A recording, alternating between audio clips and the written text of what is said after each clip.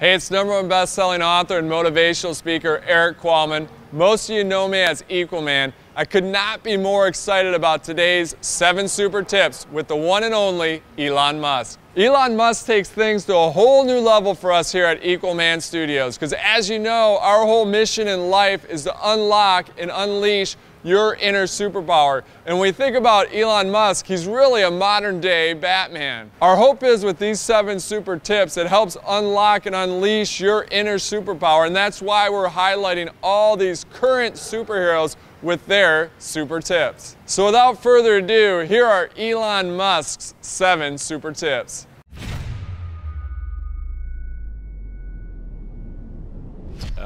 Some of them are going to sound like, well, you've heard it before, but it's worth re-emphasizing. I think the first is you need to work, depending on how well you want to do, and particularly if you're starting a company, you need to work super hard.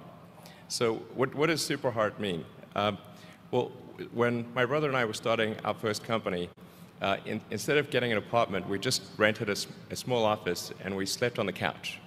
And we showered at the YMCA, and we're so hard up we had just one computer, so the website was up during the day and I was coding at night, 7 days a week, all the time. And I sort of briefly had a girlfriend in that period, and in order to be with me, she had to sleep in the office. So work hard, like every waking hour. That's the thing I would say particularly if you're starting a company. And I mean, if you do simple math, say like, okay, if somebody else is working 50 hours and you're working 100, you'll get twice as much done in the course of a year as the other company.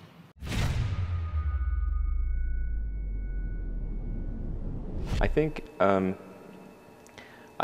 certainly being focused on something that you're confident will have high value to someone else, and just being really rigorous in making that assessment.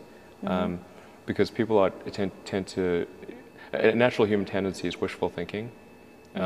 So a challenge for entrepreneurs is to say, well, what's the difference between really believing in your ideals and sticking to them versus pursuing some unrealistic dream that doesn't actually have merit? And that is a really difficult thing to tell. Can you tell the difference between those two things? Right. You know? So you need to be sort of very rigorous in your self-analysis. I think certainly extremely tenacious, and then just work like hell. I mean, you just have to put in, 80 to 100-hour weeks every week. Gosh, and that's then a lot of work. All those things improve the odds of success. Okay. I mean, if other people are putting in 40-hour work weeks and you're putting in 100-hour work weeks, then even if you're doing the same thing, you know that in 1 year you will achieve what they achieve. You will achieve in 4 months what it takes them a year to achieve.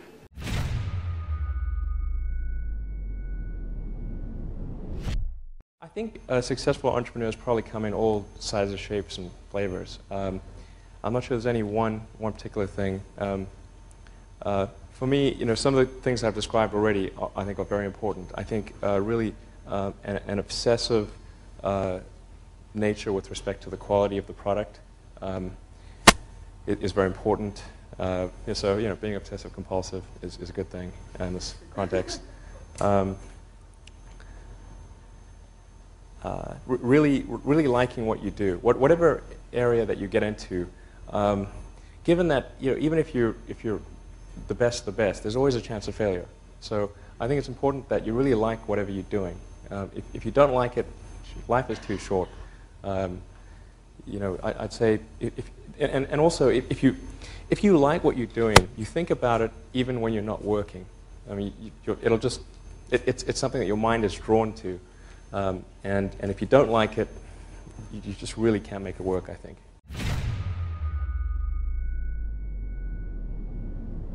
I'd say focus on signal over noise. A lot of companies get confused. They spend money on things that don't actually make the product better. So, for example, at Tesla, we've never spent any money on advertising. We put all of the money into R&D and manufacturing and design to try to make the car as good as possible. I think that's the way to go. So for any given company, just can keep thinking about, are these efforts that people are expending, are they resulting in a better product or service? And if they're not, stop those efforts.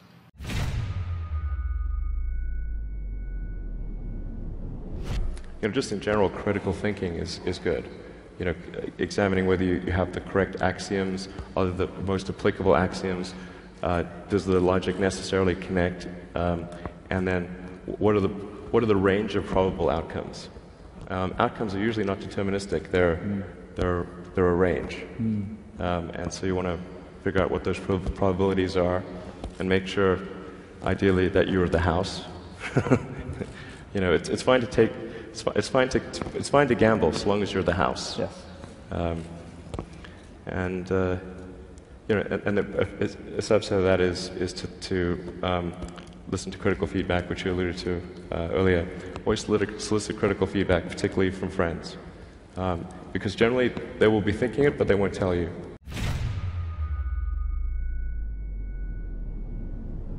Well, I think one thing that's important is if you have a choice of a lower valuation with someone you really like, or a higher valuation with someone you have a question mark about, take the lower valuation. It's better to have a higher quality venture capitalist who you think would be great to work with than to get a higher valuation with someone where there's even a question mark, really. I think that's important. It's sort of like getting married, I don't know. Well, maybe I haven't been that good at that. But 10 years okay. I mean, it's not too bad.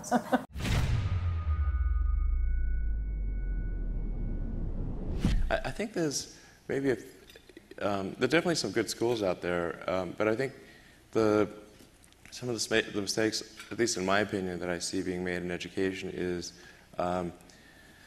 that the teachers do not explain why kids are being taught a subject.